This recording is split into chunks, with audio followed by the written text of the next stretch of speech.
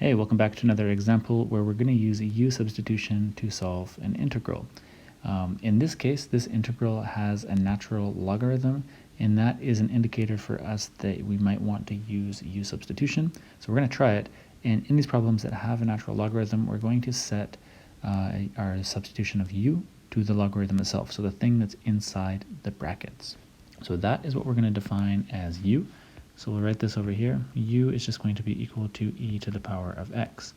Now, as always with u substitution problems, we want to take the derivative of u.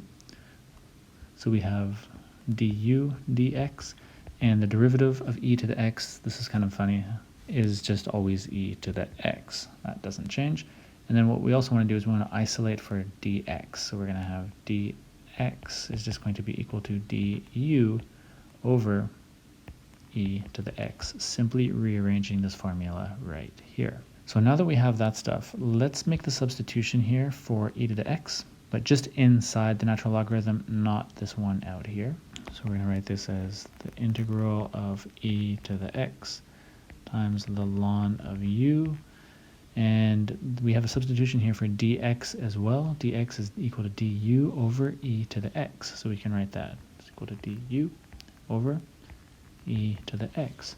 Now this e to the x on the bottom is going to cancel out with this one, and we're going to be left with this expression, which is just the integral of ln of u du. Now if you have this integral memorized, because it's a common one, that's great. You can just jump straight to the answer, but if not, we can go to the table, which is right here. Now I'll put a link to this in the description below where you can get this table. It's just a typical table that you would find in like a calculus 2 or some kind of integral calculus class, where we have typical integrals and their solutions. And in our case, we're looking here, right, for this one, the integral of ln of x dx is equal to x ln x minus x plus c. In the case where you have the integral of ln of u du, you can just swap out all of the x's for u's. So this would be u ln u minus u plus c, the arbitrary constant.